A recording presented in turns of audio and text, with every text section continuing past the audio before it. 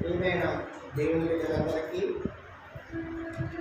మన రక్షకులను యేసుక్రీస్తు ప్రభువు పేరట వందనాలు.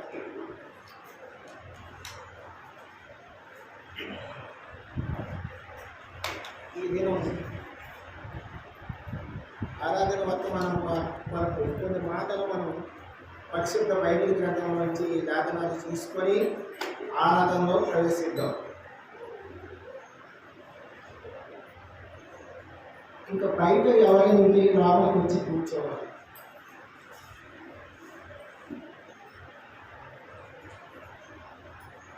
ఆరాధన నిమిత్తము కొన్ని లేఖన భాగాలు పరిశుద్ధ బైబిల్ గ్రంథం నుంచి చూసుకున్నాం.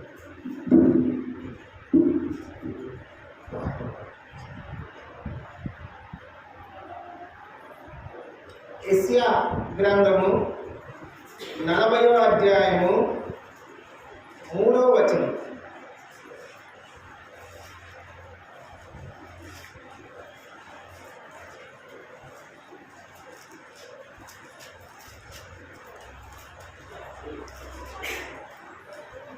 యెషయా గ్రంథము 40వ అధ్యాయము 3వ వచనం అందరూ కలిసి చదువుకున్నాం.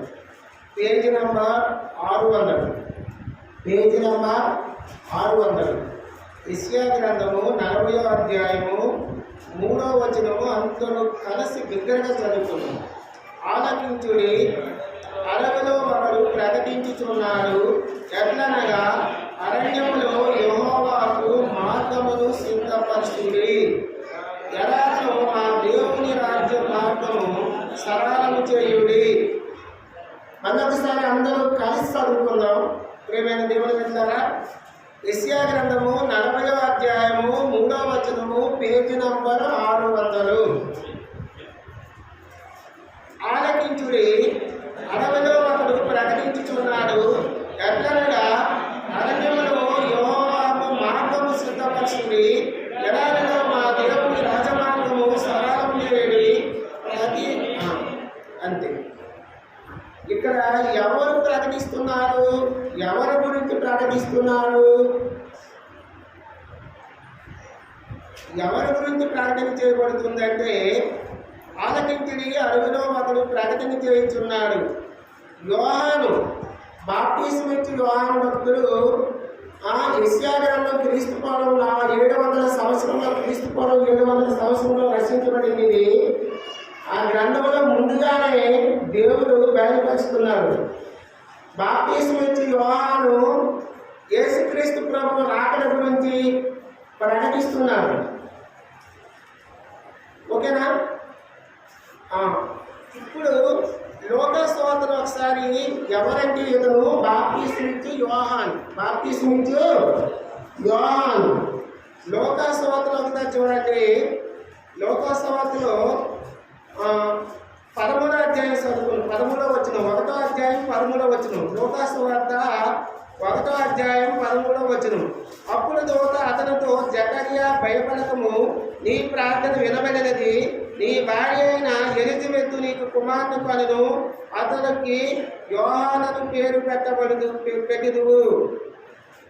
జకర్యా, ఎలిజబెతు వీరిద్దరూ దేవుని పరిచర్య చేస్తున్న బిడ్డలు. వారికి గర్భం దాల్చలేదు, కుమారుడు లేడు, కుమార్తెలు ఎవరు లేరు. కాబట్టి వారు ప్రార్థన చేసినప్పుడు దేవుడు ప్రత్యక్షమై, దేవదూత ప్రత్యక్షమై, నీవు ఒక కుమారుని పొందువు, అతనికి బాప్తిస్మం ఇచ్చి యోహాను పేరు పెట్టిదని చెప్తున్నాడు. ఆ దినాల్లో యోహాను ప్రకటిస్తున్నాడు, యేసుక్రీస్తు రాకడ గురించి ప్రకటిస్తున్నాడు. ఆ దినాల్లో ప్రజలు, మన అవసరం ఏంటంటే, ఆ దినాల్లో యేసుక్రీస్తు రాకడకు ముందు ప్రజలు ఏ స్థితిలో ఉన్నారు, ఎలాంటి స్థితిలో ఉన్నారు, బాప్తిస్మం ఇచ్చి యోహాను ఏమని ప్రకటిస్తున్నాడు, ప్రజలు ఏ స్థితిలో ఉన్నారు, యోహాను ఏమని ప్రకటిస్తున్నాడు అనేది మన అవసరం. దాని కొరకు చిన్న ప్రార్థన చేసుకున్నాం. పరిశుద్ధుల ప్రేమ కలిగిన పరలోకపు తండ్రి, యేసయ్యానికి స్తోత్రాలు, వందనాలు, స్తుతులు చెల్లించుకుంటున్నాం ప్రభా. ఇంతవరకు పాటల ద్వారా మహిమ పొందుకున్నారు. వందనాలు, స్తోత్రాలు, స్తుతులు ప్రభా. ఆరాధన వర్తమానం ప్రభా ధ్యానిస్తుండగా ప్రభా ఇవో ప్రభా కూర్చున్న బిడ్డలకి బోధించే యోగ్యత అర్హత లేని వాడిని, ఏ జ్ఞానము లేని వాడిని ప్రభా, గాలి లాంటి ధూళి లాంటి దుమ్ము లాంటి వాడిని ప్రభా దేవా మీరే పరిశుద్ధపరిచి పవిత్రపరిచి నీ హస్తాలతో నన్ను బలపరచమని, నీ అభిషేకం నా పైన ఉంచమని, నీ ప్రజలైన బిడ్డలతో నాతో మాతో మాట్లాడమని ప్రభా, కొద్ది మాటలు ప్రభా దీవెనకరంగా ఆశీర్వదకరంగా ఉండడానికి కృప చూపమని, సమస్తం నీ హస్తాలకు అప్పచెప్పుకుంటూ మీరే మహిమ పొందమని, మీ నామాన్ని ఘనత మహిమ ప్రభావాలు పొందుకోమని, సమస్త ఘనత మహిమ ప్రభావాలు చెల్లిస్తూ యేసుక్రీస్తు శాస్త్రమైన నామంలో అడిగి బతుకులాడి వేడుకుంటున్నాం దీపాల్లో తండ్రి. ఆ దినాల్లో ప్రజలు ఏ స్థితిలో ఉన్నారు, వారి గురించి బాప్తిస్మిచ్చి యోహాను ఏమని ప్రకటిస్తున్నారు అనేది మన అంశం. చూద్దాం. మత్తయి సువార్త 3వ అధ్యాయం. మత్తయి సువార్త 3వ అధ్యాయము 6వ వచనం చదువుకుందాం.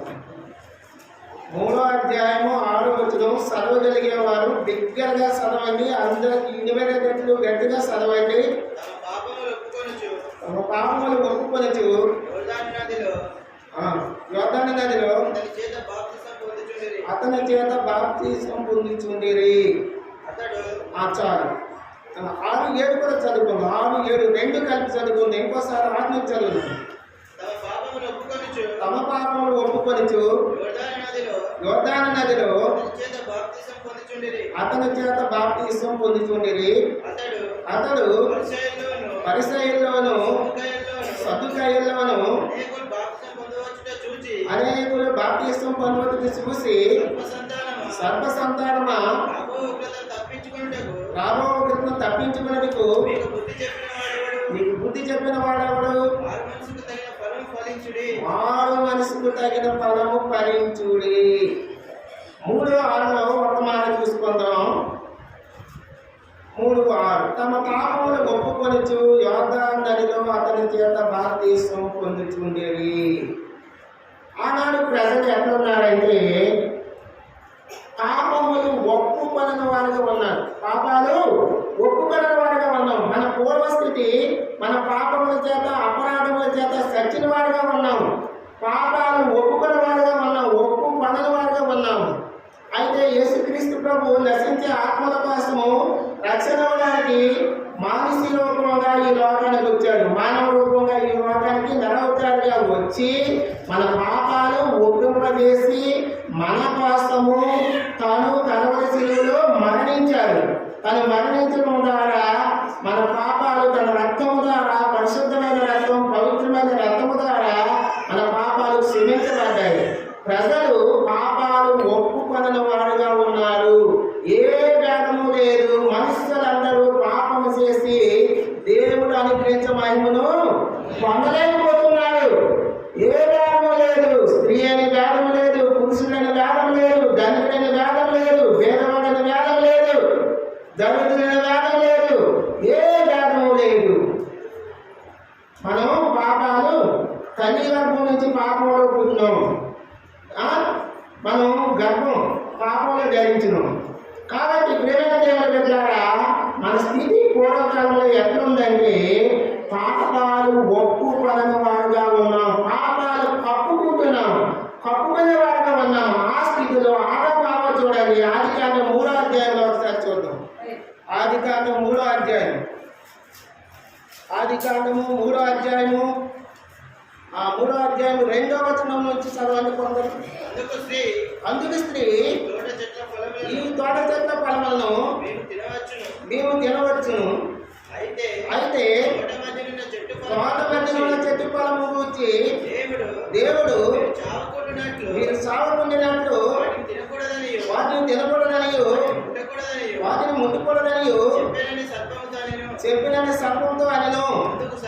అందుకు సర్పము మీరు సావనే సావరు అనగా మీరు వాటిని తినుదినమన మీ కన్నులు తెరవబడలేని మీరు మంచి చెట్లు ఎరిగిన వారై దేవతలని ఉండునని చెప్పిన తర్వాత ఇక్కడ ఏం జరిగిందంటే తర్వాత ఏం జరిగిందంటే అందుకు 11వ వచనం 12వ వచనం చదవండి. అందుకు నీవు అందుకు ఆయన చదువు. నీవు దిగంబరివని నీకు తెలిపిన వాడేవాడు, నీవు తినకూడదని నీకు ఆజ్ఞాపించిన వృక్షఫలం తింటివా అని అడిగాడు. అందుకు ఆదాము నాతో నుండుటకు నీవు నాకు ఇచ్చిన ఈ స్త్రీయే ఆ వృక్షఫలములను కొన్ని నాకు ఇయ్యగా నేను తింటినని. అది కాదు. ఏడేళ్ళ తోటలో ఆదాము అవ్వను దేవుడు తన స్వరూపములందు తయారు చేశాడు. మనిషి స్వరూపంలో చేశాడా, దేవుడి స్వరూపంలో చేశాడా? దేవుడి స్వరూపంలో చేశాడు. దేవుడి స్వరూపంలో చేసి మహిమతో నింపబడిన వారు ఆదాము అమ్మ దేవుని మహిమ పొందుకున్నాడు, మహిమతో ఉన్నారు. అయితే ఆదాము నిద్రిస్తున్న సమయంలో సర్పము అవ్వ దగ్గరికి వచ్చి ఈ చెట్టు ఫలంలో మీరు ఏవైనా తినకూడదని చెప్పాడా దేవుడు అన్నప్పుడు అన్నీ తినొచ్చు, కానీ ఒక చెట్టు ఫలం మాత్రం తినకూడదు, ఒక చెట్టు ఫలం మాత్రము తినకూడదని చెప్పినప్పుడు అప్పుడు అయితే నిరభ్యంతరంగా మీరు తినవచ్చు. అది తినవలన మీ కన్నులు తెరవబడును, మీరు దేవతల వలె రమ్యమైన వాళ్ళే ఉంటారు, దేవతల వలె ఉంటాడన్నప్పుడు అవ్వ ఏం చేసింది? సాతాను చేత శోధించబడి మాసిపోయింది. మాసిపోయిన తర్వాత ఏం జరిగింది? కొన్ని ఫలాలు తెంపుకొని తింది.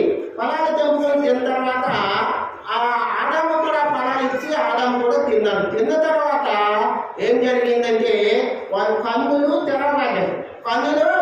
తెరవబడి దిగంబరని తెలుసుకున్నారు. దిగంబరని తెలుసుకొని సాయంకాలము యెహోవా దేవుడు అనుదినము వారితో మాట్లాడడానికి తోటలోకి వస్తుందని రాలేదా? వస్తున్నారు. అప్పుడు యెహోవా అనుదినము ఆదినము కూడా వచ్చాడు. వచ్చినప్పుడు యెహోవా స్వరము వినగానే వారు దాక్కున్నారు, చెట్ల దగ్గర దాక్కున్నారు. ఎందుకయ్యా అంటే వారు దిగంబరులు తినకూడదని ఫలాన్ని తిన్నారు. సరే తిన్నాడు, తప్పు అయిపోయింది. అప్పుడు ఏమంటున్నాడంటే 11వ వచనంలో ఆదాము అందుకు ఆయన నీవు దిగంబరమని నీకు తెలిసిన వాడేవాడు, నీవు తినకూడదని నేను నీకు ఆజ్ఞాపించిన వృక్ష ఫలములు తింటువా అని అడిగాను. వృక్ష ఫలములు తింటువా అంటే దేవుడు బ్రహ్మ ఇదిగో నాకు నువ్వు ఇచ్చావే, ఈ స్త్రీ ఇచ్చింది, ఆమె ఇస్తే నేను తిన్నాను, తప్ప నేను తినలేదు. అప్పుడైనా ఆదాము ఒప్పుకుంటే నిజమే ప్రభా నేను తిన్నాను అనే పాపాన్ని ఒప్పుకుంటే సరిపోయేది. పాపాన్ని ఆదాము ఒప్పుకోలేదు, అవలేదు పెట్టేసినాడు. ఆదాము పాపాలు ఒప్పుకుంటే పరిస్థితి వేరే ఉండేది. పాపాలు కప్పుకున్నాడు. పాపాలు ఏం చేస్తాడు? కప్పుకున్నాడు. అందుకే ప్రియమైన బిడ్డలారా మనం ఎట్లా ఉన్నామంటే పాపాలు ఒప్పుకోని స్థితిలో ఉన్నాము, పాపాలు కప్పుకుంటున్నాము. ఆదాము అవ్వ పాపాలు కప్పుకొని ఉన్నారా? ఏదేదో తోటలోకి పోయారు, బయటికి పోయారు, మహిమ పోయింది, దేవుని మహిమ పోయింది. దేవుని మహిమతో నింపబడిన ఆదాము అవ్వ పాపం చేయడం వల్ల దేవుని మహిమని కోల్పోయారు. దేవుని మహిమని కోల్పోయారు. మనుషుల రూపం వలె ఉన్నారు. దేవుని మహిమతో నింపబడిన బిడ్డల మహిమను కోల్పోయారు. పాపాన్ని కప్పుకున్నారు, ఒప్పుకోలేదు. ఒప్పుకుంటే పరిస్థితి వేరే ఉండేదేమో. అప్పుడు బయటికి నెత్తివేయబడ్డాడు. ప్రియమైన దేవుని బిడ్డలారా మన పాపాలు మనం ఒప్పుకోవాలి. దేవుని పాదాల వద్దకు నిజమే ప్రభా నేను పాపిని, నేను దోషం చేసిన వాడిని, తప్పులు పొరపాటు చేసుకొని ఒప్పుకోవాలి. ఆదాము పాపాలు ఒప్పుకోలేదు, కప్పుకోలేదు. కాబట్టి ఏదేను తోటలో వచ్చి బయటికి నెత్తివేయబడ్డారు, శ్రమల పాలయ్యారు. కష్టపడవాలి, వ్యవసాయం చేసుకోవాలి. అలాగే కయ్యూను నీ తమ్ముడైన ఏబేలి అక్కడ ఏబేలి నేను అడగను. నా తమ్ముడికి నేను కావాలన్నా కాస్తలకు పెట్టావా? కయ్యూనైనా సరే ఒప్పుకోలేదు. దేవుడికి తెలియదా? కయ్యూను తమ్ముడిని ఏబేలి చంపడం దేవుడికి తెలవదా? తెలుసు. అప్పటికైనా పాపాలు ఒప్పుకుంటాడేమో అని. అందుకే కయ్యూను పాపాలు ఒప్పుకోలేదు, పాపాలు కప్పుకోవడం లేదా దేవుని ఉగ్రతకి పాత్రయ్యాడు. దేవునికి ఉగ్రతకి పాత్రలయ్యాడు. కాబట్టి ప్రేమైన దేవుని వింటారా మనం పాపాలు ఒప్పుకోవాలి, కప్పుకోకూడదు. ఆదాము అవ్వ పాపాలు కప్పుకున్నాడు, కయ్యూను పాపం కప్పుకున్నాడు, అందుకే శిక్ష అనుభవించాడు. కాబట్టి మనం పాపాలు ఒప్పుకోవాలి. మన పాపాలు మనం ఒప్పుకున్న వాడుగా ఉన్నాము. మన పాపాలు ఒప్పించడం కోసము మనకు దేవుడు కుమారుడిగా ఒప్పింపజేసి క్షమించడానికి ఈ లోకానికి పంపించాడు. మన పాపాలు కప్పుకోకూడదు, దాచుకోకూడదు. ఆదాము అవ్వ పాపాన్ని కప్పుకున్నారు, ఒప్పుకోలేదు. కయ్యూను కూడా పాపాన్ని ఒప్పుకోలేదు. కప్పుకోవడం వల్ల దేశదిమ్మరైపోయాడు. అలాగే ఆ తప్పిపోయిన కుమారుడు చూడండి, ఇక్కడ పాపం చేశాడు, పొరపాటు చేశాడు, తండ్రి నుంచి దూరంగా వెళ్ళిపోయాడు. సమస్తం పోయిందట. బుద్ధి వచ్చినప్పుడు ఏమొచ్చిందట? బుద్ధి వచ్చినప్పుడు మళ్ళీ నా తండ్రి దగ్గరికి వెళ్తా, తండ్రి నీకును పరలోకానికి విరోధంగా నేను పాపాలు చేశాను, నీకు పరలోకానికి విరోధంగా నేను ఏం చేస్తాను? పాపాలు చేస్తాను. ఒప్పుకున్నప్పుడు తండ్రి ఏం చేస్తాడు? కౌగిలించుకున్నాడు, బుద్ధి పెట్టుకున్నాడు. ఉంగరము, ప్రశస్తమైన వస్త్రాలు, చెప్పులు, కొత్త చెప్పులు, మహిమతో నింపబడ్డాడు. కోల్పోయాడు మహిమ, మొదటి మహిమ కోల్పోయాడా తప్పిపోయిన కుమారుడు? మళ్ళీ తప్పిపోయిన కుమారుడు పాపాలు ఒప్పుకున్నప్పుడు మహిమతో నింపబడ్డాడు. మహిమతో నింపబడ్డాడా లేదా? మహిమతో నింపబడ్డాడండి. ప్రశస్తమైన వస్త్రాలు వచ్చినాయి, తర్వాత ఉంగరం వచ్చింది, కొత్త చెప్పులు వచ్చినాయి. ఎందుకు మహిమ పొందాడంటే, తండ్రి నీకు నువ్వు పరలోకానికి విరోధంగా నేను పాపం చేస్తాను, నీ కూలివాడిగా కూడా ఉండడానికి నాకు యోగ్యత లేదు, నీ కుమారుడిగా ఉండడానికి యోగ్యత లేదు, నీ కూలివాడిలో నన్ను ఒకరిగా చేర్చుకోమన్నప్పుడు తండ్రి చేర్చుకున్నాడు. అతను పరలోకపు తండ్రి, దయ కలిగిన వాడు, కటాక్షం కలిగిన వాడు. మన పాపాలు మనం ఒప్పుకోవాలి, పప్పుకోకూడదు. మొట్టమొదటి పాయింట్ ఇది. ఆ స్థితిలో ప్రజలు ఎలా ఉన్నారయ్యా అంటే, పాపాలు ఒప్పుకొనని వాడుగా ఉన్నారు, పాపాలు కప్పుకున్నారు. ఒప్పుకోవాలి. రెండవది మత్తయి సువార్త 3వ అధ్యాయం. అన్ని పాయింట్లు ఇక్కడే ఉంటాయి. దగ్గరగా గట్టిగా చదవండి. 3:7 మత్తయి సువార్త 3వ అధ్యాయం 7వ వచనం. అతడు పరిసయ్యుల్లోనూ సద్దుకయ్యుల్లోనూ అనేకులు బాప్తిసం పొందవటికి చూసి, సర్ప సంతానమా రామోగ్రతను తప్పించుకునేందుకు మీకు బుద్ధి చెప్పిన వాడెవడు? రెండవది, మనము సర్ప సంతానము, సర్పం యొక్క సంతానముగా ఉన్నాము. ఏడు సంతానంగా ఉన్నాము? సర్పం యొక్క సంతానముగా ఉన్నాము. సాతాను సంబంధులుగా ఉన్నాము. మనం ఏ స్థితిలో ఉన్నాము? సాతాను సంబంధులుగా ఉన్నాము. వక్ర బుద్ధి కలిగి, సర్పం ఎలాగైతే వక్ర మార్గంలో ప్రయాణిస్తుందో, వంకర టెంకరగా ప్రయాణిస్తుందో, మన మార్గం సరళంగా లేదు, మన మాట తీరు సరిగా లేదు, మన ప్రవర్తన సరిగా లేదు, మన బుద్ధి సరిగా లేదు. వక్ర మార్గంలో పాము వలె వంకర టెంకరగా జీవితం కలిగి ఉన్నాము. వక్ర బుద్ధి కలిగి సర్ప సంతానము, సాతాను సంబంధులుగా జీవిస్తున్న మనల్ని తన కుమారుడిగా, తన కుమార్తెగా చేసుకోవడం కోసము యేసుక్రీస్తు ప్రభువారు ఈ లోకానికి వచ్చి, నరవతారుగా వచ్చి, మన కోసము మనము నశించుకోవడానికి ఇష్టం లేదు కాబట్టి సర్ప సంతానం కలిగిన మనల్ని తన సంతానంగా, తన బిడ్డలుగా, తన కుమారునిగా, తన కుమార్తెగా నియమించుకున్నాడు. ప్రియమైన దేవుని వెళ్ళారా, మొట్టమొదటిగా మనం ఎట్లా ఉన్నామంటే, పాపాలు ఒప్పుకొనని స్థితిలో ఉన్నాము. ఆ పాపాలు ఒప్పుకొంపజేసి తన మహిమతో మనల్ని నింపడానికి ఈ లోకానికి అతను వచ్చాడు. రెండోది, మనం వక్ర బుద్ధి కలిగి సాతాను సంబంధులుగా సర్ప సంతానంగా ఉన్నాము. ఆ సర్ప సంతానం అనే మాటను కొట్టివేసి తన కుమారులుగా, తన సంతానముగా, తన కుమార్తెగా నిన్ను నన్ను ఆయన జగతికి పునాది వేయబడక ముందే నియమించుకున్నాడు, ఏర్పాటు చేసుకున్నాడు. కాబట్టి ఆయనకు మనం ఏం చేయాలి? ఆరాధన చేయాలి. ప్రభా, నాది సర్ప సంతానం, వక్రబుద్ధి కలిగిన వాడిని, మాట సరిగా లేదు, నా ప్రవర్తన సరిగా లేదు, నా క్రియలు సరిగా లేదు, సర్పం లాంటి కుయుక్తి మోసకరమైన ఆలోచన కలిగిన వాడిని ప్రభా, నా కోసం నువ్వు ప్రాణం పెట్టావు, నా కోసం నీ రక్తం సిందించావు, నా కోసం నీ యవ్వన కాలాన్ని దాడమోస్తావు, నా కోసం నిందలు భరించావు, నా కోసం అవమానాలు భరించావు, నా కోసం సమస్తం విడిచిపెట్టావు, అందుకు నీకు వందనాలు. ఆరాధన చేయాలి. రెండవది మనం సర్ప సంతానం. ఎలాంటి సంతానం? మనం సర్ప సంతానము. ఆ సర్ప సంతానమును తీసి తన సంతానంగా తన బిడ్డలుగా చేసుకోవడం కోసము ప్రభువు ఆ పరలోక రాజ్యాన్ని విసిరెత్తి లోకానికి వచ్చాడు. మొట్టమొదటిగా మనము మన పాపాలు ఒప్పుకునే వారిగా ఉన్నాము, పట్టుకునే వారిగా ఉండకూడదు. తప్పిపోయిన కుమారుని వారి ఒప్పుకోవాలి. ఒప్పుకుంటే మనం మైండ్తో నింపుతాడు ఆయన, మనకి మైండ్తో నింపుతాడు. సర్ప సంతానంగా ఉన్నాము, ఆ తన సంతానంగా చేసుకోవడం కోసం అతను ఈ లోకానికి వచ్చి తను సెలవు శిలువలో రక్తం కార్చాడు. మూడోది మత్తయి సువార్త 3వ అధ్యాయము 7వ వచనం మళ్ళీ చదువు.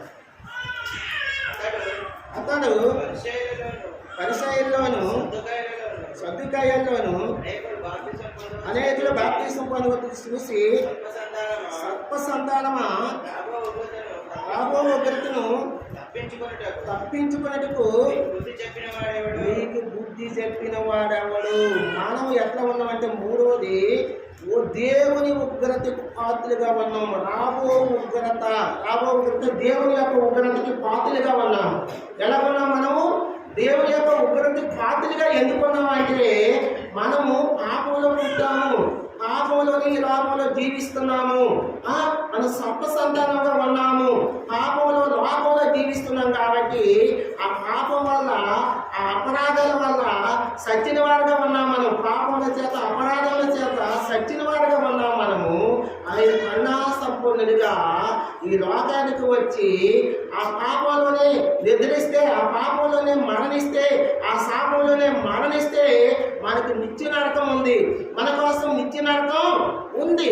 కాబట్టి ఆ నిత్య నరకం కోసం నుంచి తప్పించడం కోసము ఆ నరకంగా వచ్చి ఆ ఉగ్రతను మనం భరించాలి. ఆ ఉగ్రత ఎందుకంటే మనం పాపం చేస్తాం, మనం ద్రోహాలు చేస్తాం, మనం తప్పులు చేస్తాం, మనం అపరాధాలు చేస్తాం. ఆయన ఏ దోషము లేదు, ఆయన ఏ అపరాధం లేదు, ఆయన ఏ పాపము లేదు. నా యందు పాపం ఉందని మీలో ఎవరైనా స్థాపించడానికి సవాల్ చేసిన దేవుడు. కాబట్టి ప్రియమైన దేవుడు అభినందనరా, ఆయన పాపం లేని వ్యక్తి, పరిశుద్ధుడు. మన కోసము ఆ పర్వతమైన విడిచిపెట్టి మనం ఉగ్రత పాత్రలుగా ఉండకూడదని మనలో ఉన్న ఉగ్రత కోసము అతను ప్రాణాన్ని పణంగా పెట్టాడు. అతని ప్రాణాన్ని పణంగా పెట్టి మనకు రావాల్సిన ఉగ్రతను, శిక్షను ఆయన భరించి, మనకు రావాల్సిన ఉగ్రత నుంచి, శిక్ష నుంచి ఆయన తప్పించి మనకు రక్షణ, మానసు బాప్తిసం ఇచ్చి ఆ రాబో ఉగ్రత నుంచి మనల్ని తప్పించాడు. రాబో ఉగ్రత నుంచి మనల్ని తప్పించాడు. దేవుని ఉగ్రత నుంచి మనల్ని ఏం చేశాడు? తప్పించాడు. అందుకు మనం ఆరాధన చేయాలి. ప్రభా, నేను దేవుని ఉగ్రతకి పాత్రగా ఉన్నాను, పాపాల చేత, అపరాధాల చేత సత్యం వాడిగా ఉన్నాను. నా కోసం నువ్వు ప్రాణం పెట్టి నాకు రావాల్సిన శిక్షను భరించి, నా నిందలు అవమానాలను భరించావు. నా కోసం నువ్వు ప్రాణం పెట్టావు. నాకు రావాల్సిన ఆ ఉగ్రత నుంచి తప్పించడానికి నీకు వందనాలు చెల్లించుకుంటున్నాను. ఆరాధన చేయాలి. మూడోది, మొట్టమొదటి ఏం చేయాలి? ఎందుకు మనం ఆరాధన ఎట్లా చేయాలి? మన పాపాలు ఒప్పుకున్న వాడుగా ఉన్నాము, మన పాపాలు ఒప్పింపజేశాడు కాబట్టి మనము ఆరాధన చేయాలి, వందనాలు చెప్పాలి.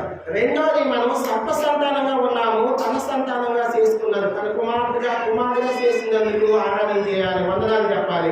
మూడోది, మనం దేవుని ఉగ్రతకి పాత్రలుగా ఉన్నాము, ఆ ఉగ్రత నుంచి తప్పించినందుకు ప్రభావికి వందనాలు. నాకు రావాల్సిన శిక్ష నువ్వు భరించావు, నాకు రావాల్సిన ఉగ్రత నువ్వు భరించావు, నిందలు భరించావు, అవమానాలు భరించావు, ఆ సమస్తము నా కోసం మునికినీటిని ధరించావు. సమస్తము ప్రభా, ఆ ఉగ్రతకి పాత్రని నేనే, ఆ దోషుని నేనే, ఆ తప్పు చేసిన వాడు నేనే, ఆ పొరపాటు చేసిన వాడు నేనే. ఆ నిందలు, అవమానం నాకు రావాలి.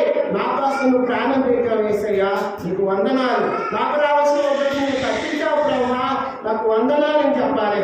ఆ ఉగ్రతను తప్పించి మనం పరలోక రాజ్యాన్ని ఇస్తున్నాడు. ఆ రాబో ఉగ్రతని, దేవుని ఉగ్రతని తప్పించి మనకి నిత్య నరకం నుంచి తప్పించి నిత్య జీవం ఇవ్వడం కోసము యేసుక్రీస్తు ప్రభువు కలవరిలో ప్రాణం పెట్టాడు. మొట్టమొదటిగా మనం తప్పుడు పాపాలు ఒప్పుకున్న వాడుగా ఉన్నాము, ఒప్పింపు చేశాడు. రెండోది, సర్ప సంతానంగా ఉన్నాము, తన సంతానంగా చేసుకున్నాడు, తన కుమారులుగా చేస్తున్నందుకు వందనాలు చెప్పాలి. మూడోది, మనము దేవుని ఉగ్రత పాత్రలుగా ఉన్నాము, ఆ ఉగ్రతను కొట్టివేసి మనకి దేవుని నిత్య రాజ్యం, పరలోక రాజ్యం ఇవ్వడం కోసము మన దేవుని ఉగ్రతను చేశారు. మళ్ళీ 4వ చూద్దాం. మత్తయి సువార్త 3వ అధ్యాయము 7వ వచనం మళ్ళీ ఒకసారి చదవండి. అతను పరిసయ్యుల్లోను సద్దూకయ్యుల్లోను అనేకులు బాప్తిసం పొందవచ్చుట చూసి సర్ప సంతానమా రావో ఒకరితో తప్పించుకునేందుకు బుద్ధి చెప్పిన వాడెవడు? మారు మనసుకు తగిన ఫలము ఫలించుడి. మనం ఎట్లా ఉన్నామయ్యా అంటే మారు మనసు లేని వాడిగా ఉన్నాము. 4 ఎట్లా ఉన్నాము? మారు మనసు లేదు మనకి. మారు మనసు అంటే ఏంటంటే ఒక్కసారి మనం రక్షణ పొందక ముందు మనం కొందరు తాగుడు బాగా అలవాటు ఉండొచ్చు. రక్షణ మారు మనసు బాప్తిసం పొందిన తర్వాత ఆ తాగుడు నుంచి కంప్లీట్గా దూరం అయిపోతుంది. దూరం అయిపోయాడా లేదా? పాత జీవితం అది. మనం బాప్తిసం రక్షణ పొందకముందు దొంగలు కావచ్చు, మోసగాలు కావచ్చు, వ్యవసాయాలు కావచ్చు, అపవిత్రులు జీవించేవారు కావచ్చు. రక్షణ మారుమనసు పొందిన తర్వాత మోసకరమైన జీవితం మారిందా లేదా? ఆ వ్యవసాయకరమైన జీవితం మారిందా లేదా? ఆ పాపం జీవితం మారిందా లేదా? ఆ మోసకరమైన జీవితం దొంగతనం మారిందా లేదా? తాగే జీవితం మారిందా లేదా? వీరన్నింటినీ విడిచిపెట్టి మళ్ళీ దాని జోలికి వెళ్ళకుండా ఉండడమే మారుమనసు. ఏవైతే మనలో ఉన్నాయో పాత జీవితం దేవునికి విరోధమైన జీవితం, ఇవన్నింటినీ విడిచిపెట్టి ఎప్పుడైతే రక్షణ మారుమనసు బాప్తిసం పొందామో మళ్ళీ మారుమనసు అనే కార్యం జరిగింది. మళ్ళీ మారుమనసు జరిగిందా లేదా? జరిగింది. మారుమనసు లేని మనకి మారుమనసు ఇచ్చినందుకు వందనాలు ప్రభావాలు చెప్పాలి. మారుమనసు లేని స్థితిలో ఉన్న నాకు రక్షించుకున్నావు, పాపాలు విప్పింపజేస్తావు, నాకు బాప్తిసం ఇచ్చినందుకు వందనాలు ప్రభాని మనం వందనాలు చేయాలి. అయితే ఇక్కడ మారుమనసు పొందడం అంటే ఎగ్జాక్ట్గా ఒక ఎగ్జాంపుల్ చెప్తా. పాపం చేసి పట్టుబడిన స్త్రీ ఉందా లేదా? వ్యభిచారం చేసి పట్టుబడిన స్త్రీ ఉందా లేదా? బైబిల్లో వినిపిస్తుందా వాయిస్? వ్యభిచారం చేసి పట్టుబడిన స్త్రీ ఉందా లేదా? ఉందా? ఆ పట్టుబడినప్పుడు పరిసయ్యులు సద్దూకయ్యులు ఏం చేస్తారు? ఆమెను బంధించారా లేదా? బంధించి ప్రభు దగ్గర తీసుకొచ్చారా లేదా? తీసుకొచ్చిన తర్వాత ప్రభువా మోసే ధర్మశాస్త్రం ప్రకారము ఈమె వ్యభిచారం చేసి పట్టబడింది, ఈమెకి రాజుని చంపాలి, ఏం చేయమని నువ్వైతే ఏం చెప్తావు? నువ్వు ఏం తీర్పు చేస్తావు అన్నాడా లేదా? అన్నప్పుడు ప్రభు ఏం చేస్తాడు? నేల మీద రాసుకుంటూ ఏం చెప్పాడు? మీలో పాపము లేనివాడు, పాపం చేయనివాడు మొట్టమొదటిగా ఆమె పైన రాయేయండి. అంటే ప్రభు కింద రాసుకుంటున్నాడు. ఒక్క చేతిలో అందరూ చిన్నలేని పెద్దలేమాట. చిన్నలు వచ్చారంటే పెద్దలు వచ్చారట. చిన్నలు పెద్దలు అందరూ వచ్చారు. వాళ్ళు పట్టుకున్నారు. చేతిలో ఒక్కొక్క రాయి అక్కడే విడిచిపెట్టి రాళ్ళన్నీ అక్కడే వెనక్కి వేసి వెళ్ళిపోయాడట. ప్రభు ఆమెకు అడుగుతున్నాడు, ప్రభు ఇంకా వీరు వెళ్ళిపోయారా? ఉన్నారంటే వెళ్ళిపోయారు ప్రభా. ఎవరున్నారు? నేను ఒక్కదాన్నే ఉన్నాను ప్రభా అన్నప్పుడు ఇక నుంచి నువ్వు పాపము చేయకము, వెళ్ళిపో, నేను కూడా నిన్ను క్షమిస్తున్నాను, ఇక నుంచి పాపం జోలికి పోవద్దన్నప్పుడు ఆ స్త్రీ ప్రభుని వెంబడించింది. అప్పటి నుంచి తన జీవితంలో పాపమే జోలికి పోలేదట. అది మారుమనసు. మారుమనసు అంటే అది మారుమనసు పండుగ. ఆ స్త్రీ పాపం జోలికి మరి పోలేదట. కాబట్టి ప్రియమైన దేవుని వెళ్ళారా, మారుమనసు లేని మనకి మారుమనసు ఇచ్చినందుకు ప్రభానికి వందనాలని చెప్పాలి. మొట్టమొదటిగా పాపాలు ఒప్పుకునే స్థితిలో ఉన్నాం, ఒప్పుకు చేసేది వందనాలు. రెండోది సర్ప సంతానంగా ఉన్న మనల్ని తన కుమార్తెగా తన సంతానంగా చేసుకునేందుకు వందనాలు చెప్పాలి. మూడోది దేవుని ఉగ్రత పాతులుగా ఉన్న మనము ఆ రాబో ఉగ్రత నుంచి తప్పించి నిత్య జీవం ఇచ్చినందుకు వందనాలు చెప్పాలి. నాలుగోది ఎట్లా ఉన్నాం మనము? మారుమనసు లేని మనకి మారుమనసు ఇచ్చినందుకు వందనాలు చెప్పాలి. మారుమనసు లేని మనకి మారుమనసు ఇచ్చినందుకు వందనాలు చెప్పాలి. మత్తయి సువార్త 3వ అధ్యాయము 6వ వచనం, 7వ వచనం చదువు. 7వ వచనం, అతడు పరిసయ్యుల్లోను సద్దూకయ్యుల్లోను అనేకులు బాప్తిసం పొందడం చూసి సర్ప సంతానమా రాబో ఉగ్రతను తప్పించుకునేందుకు నీకు బుద్ధి చెప్పిన వాడెవడు? మారుమనస్సు కలిగిన ఫలము ఫలించుడి. ఇక్కడ ఐదోది ఏముందంటే మనం చూడండి ఇక్కడ బుద్ధి లేని వారం. మనం ఎలాంటి వారము? బుద్ధి లేని వారం. బుద్ధి చెప్పువాడవాడు, మీకు బుద్ధి చెప్పువాడవాడు అంటే బుద్ధి లేని వారం, జ్ఞానం లేని వారం. మనకి బుద్ధిని జ్ఞానాన్ని ఇవ్వడానికి వచ్చాడు. బుద్ధి సర్వజ్ఞానము సకల సంపదలు ఆయన ఉన్నాయా లేవా? మనకు జ్ఞానం ఇచ్చాడా లేదా? మనకు బుద్ధి ఇచ్చాడా లేదా? సమస్తము ఆయనలో ఉన్నాయి. బుద్ధి జ్ఞానము సమస్తము ఇచ్చే దేవుడు ఆయనే. ఆయనలోనే నిక్షిప్తమై ఉన్నాయి, ఆయనలోనే ఉన్నాయి. ఆ బుద్ధి లేని మనకి బుద్ధి ఇవ్వడం కోసం, జ్ఞానం ఇవ్వడం కోసము పరలోకపు తండ్రి ఆ ప్రజల ఆ స్థితిలో ఉన్న మనకి బుద్ధి జ్ఞానం ఇవ్వడం కోసము ఆ పరలోకమైని విడిచిపెట్టి ఈ లోకానికి వచ్చాడు. బుద్ధిహీనులైన మనము బుద్ధి ఇవ్వడానికి వచ్చాడు. సామెతలు 15:20 చదవండి ఒకసారి. ఒకరు బిగ్గరగా చదవండి. సామెతల గ్రంథం 15వ అధ్యాయం 20వ వచనం చదవండి ఒకరు. సామెతల గ్రంథం 15వ అధ్యాయం 20వ వచనం. జ్ఞానము గల కుమారుడు చదువు. జ్ఞానము గల కుమారుడు తండ్రిని సంతోషపెట్టును, బుద్ధిహీనుడు తండ్రిని. ఆ బుద్ధి లేని జ్ఞానం లేని మనకి, నీకు నాకు, బుద్ధిహీనులుగా ఉన్న మనకి బుద్ధిని ఇవ్వడానికి యేసుక్రీస్తు ప్రభువారు తన కలవరి శిలువలో ప్రాణం పెట్టాడు. ఏమైనా దేవుని పెట్టారా? బుద్ధి లేక జీవిస్తున్నాం మనం, బుద్ధిహీనులుగా ఉన్నాం మనం.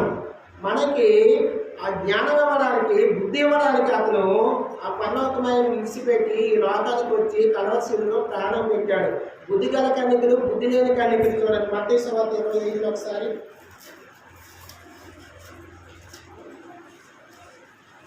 ఫాస్ట్గా చదవాలి. మత్తయి సువార్త 25 2వ వచనం చదువు. వీరిలో బుద్ధి లేని వారు, 5 బుద్ధి లేని వారు తమ దివిటీలు పట్టుకొని తమతో కూడా నూనె తీసుకుని పోలేదు. బుద్ధి గలవారు తమ దివిటీలతో కూడా సిద్ధులతో నూనె తీసుకుని పోయి. ఎందుకు మన చదవన్నా? ఎందుకు మన ఆలస్యం చేయగా ఆ పులికి నిద్రించి చుండెడి. అర్ధరాత్రి వేళ ఇదిగో పెళ్లి కుమారుడు అతను ఎదుర్కొని రంగానే అది కేకలు వినబడిను. అప్పుడు ఆ కన్యకలందరూ లేచి తమ దివిటీలు సత్తపరిచిని గాని బుద్ధి లేని ఆ కన్యకలు, మా దివిటీలకు ఆరిపోతున్నారు కనుక మీ నూనెలో కొంచెము మాకు ఇయ్యడని బుద్ధి గల వారు కలిగిరి. అందుకు బుద్ధి గల కన్యకలు, మాకును మీకును అది సాలదనను, మీరు అమ్మవారి ఎదుగు పోయి కొనుక్కోండని చెప్పిరి. అది త్వరలో జరగబోయే సిచ్యువేషన్ ఇది. పరలోక రాజ్యము 10 మంది కన్యకలు వారి పోలి ఉన్నది. అందులో బుద్ధి గల కన్యకలు 5 ఉన్నారు, బుద్ధి లేని కన్యకలు 5 ఉన్నారు. యేసుక్రీస్తు ప్రభు రారాజుగా రాబోతున్నాడు. ఏ రాజుగా? రారాజుగా వస్తాడు. అతను రారాజుగా రాబోతున్నాడు. మేము దేవుని బిడ్డలారా, ఆయన పనుల మధ్యాకాశంలో ఎదుర్కోబోతున్నాము. మధ్యాకాశంలో ఎదుర్కోవాలంటే నువ్వు నేను బుద్ధి కలిగి జ్ఞానం కలిగి ఉండాలి.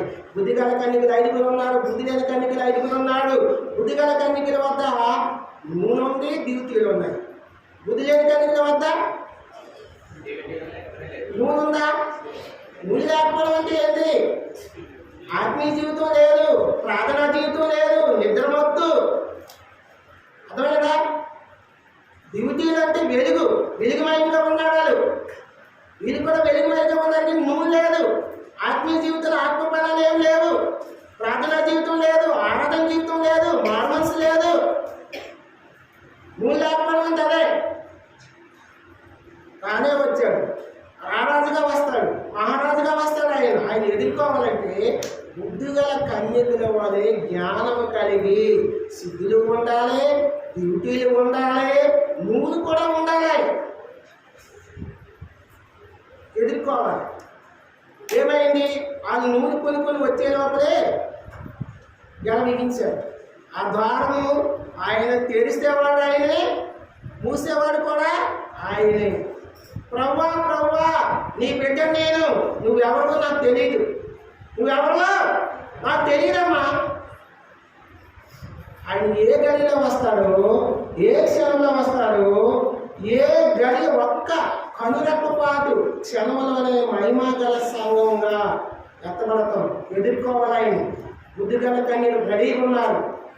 ఆ బుద్ధి మనకి సిద్ధపాటు కలగడం కోసము, ఆయన మనకి సిద్ధపరచడం కోసము ఆ పన్నోత్తమైన విడిచిపెట్టి లోకానికి వచ్చి మనకి బుద్ధి లేని మనకి బుద్ధి జ్ఞానం ఇచ్చి ఆ సిద్ధపాటు కలిగి జీవించడం కోసం బుద్ధి గల కన్యలు ఎలాగైతే సిద్ధపాటు కలిగి జీవించారో పెళ్లి కుమారులు ఎదుర్కొని పెళ్లి విందులో పాల్గొన్నారా లేదా?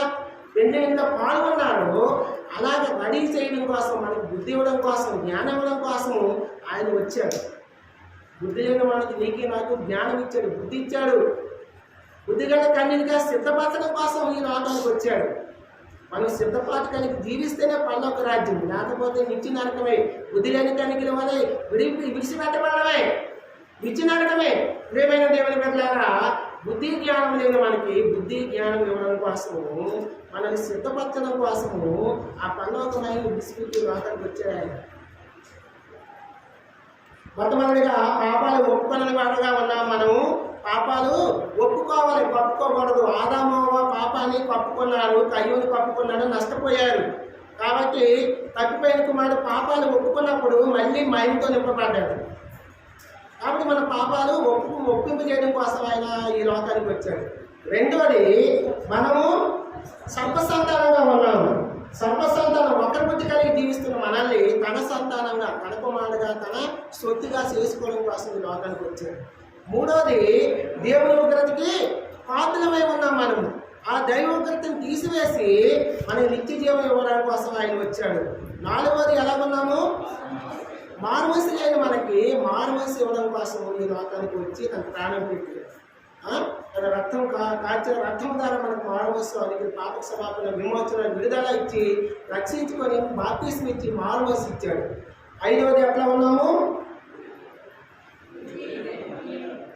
బుద్ధి లేని వారిగా ఉన్నాము. బుద్ధి గల వారిగా చేయడం కోసం ఈ లోకానికి వచ్చాడు. వచ్చాడు. మత్తయి సువార్త 3వ అధ్యాయము 6వ వచనం ఫాస్ట్గా చదవాలి. తన పాపములు ఒప్పుకొనిచు యోర్దాను నదిలో అతని చేత బాప్తిస్మం పొందుచుండిరి. అతని చేత ఎవరి చేత? యోహాను చేత. ఎవరు? సద్దుకాయులు, పరిసయ్యులు, అందరూ, ప్రజలందరూ ఎవరైతే బాప్తిస్మం అనుభవంలో లేదో యోహాను ప్రకటించిన ప్రకటన విని పాపాలు ఒప్పుకొని బాప్తిస్మం పొందే స్థితిలో ఉన్నాను.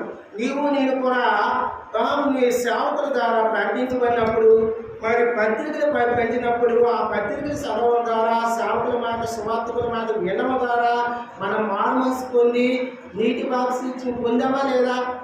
పొందాము. బాప్తిస్మం ఉందా ముందు మనకి? లేదు. ఇప్పుడు బాప్తిస్మం పొందిన వారు ఉన్నామా లేదా? మనకి నీటి బాప్తిస్మం. నీటి బాప్తిస్మం అంటే అర్థం ఏంటంటే మన పాపాలు, అపరాధాలు అన్నీ ఆ నీటిలో మునుగుతామా? సమస్తం విడిచిపెడతాం, సమస్తము సమాధి చేయబడతాం. మళ్ళీ నూతన జీవితం, నూతన అనుభవం, నూతన సావాసం. ఆ లోకబంధకాల నుంచి సమస్తం విడిచిపెట్టి ఆయన సొత్తుగా, ఆయన కుమారుడుగా, ఆయన కుమార్తెగా జీవించడం.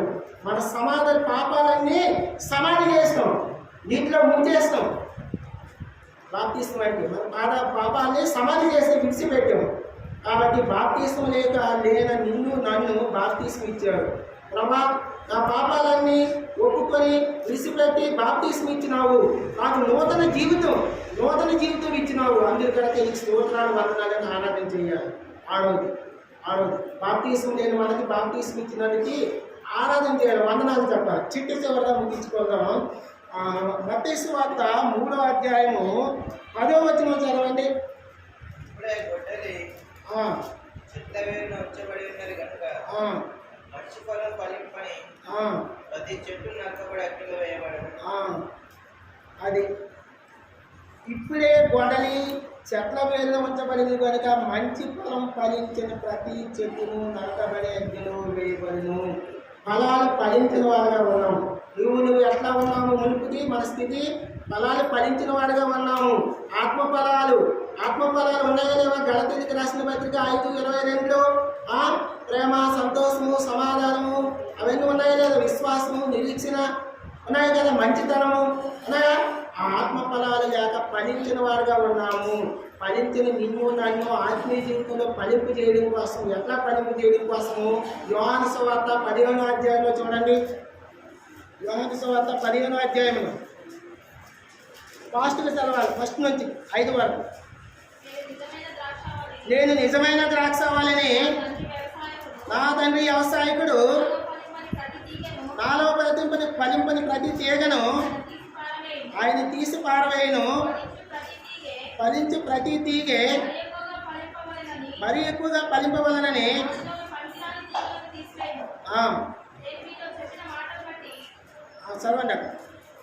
చదవండి అక్కడ బలి చదవండి.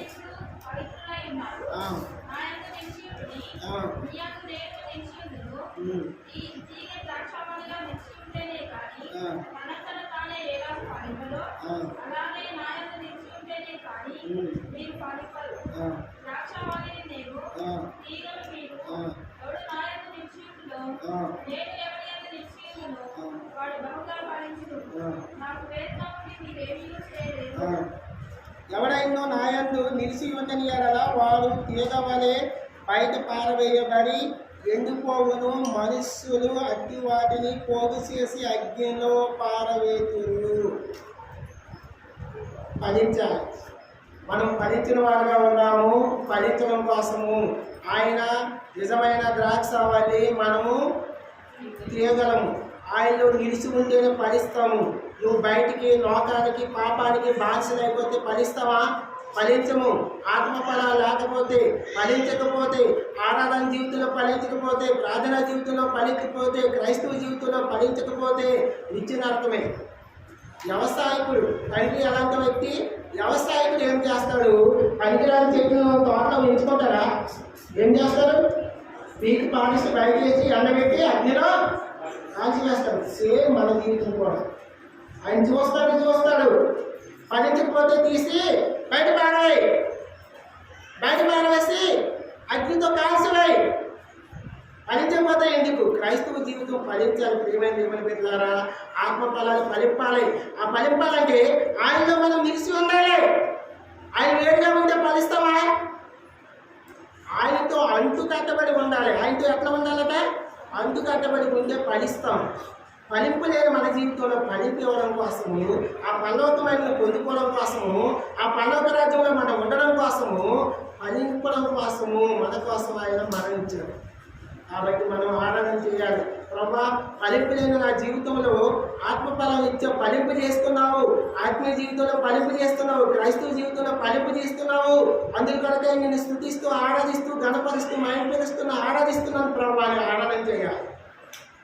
ఆయనలో నిలిచి ఉండాలి. మనం ఫలించాలంటే ఈ యాత్రా జీవితంలో నిందలు వస్తాయి, అవమానాలు వస్తాయి, అనేక రకాల పరిస్థితులు వస్తాయి.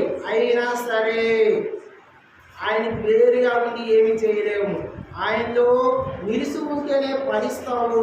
ఆయనలో ఎంత నిలిచి ఉంటావో అంత బహుగా ఫలిస్తావు. ప్రియమైన దేవుని మీద ఆయనలో అంటుకట్టబడి ఉండాలి. ఆయనలో అంటుకట్టబడి ఉండాలి మనం.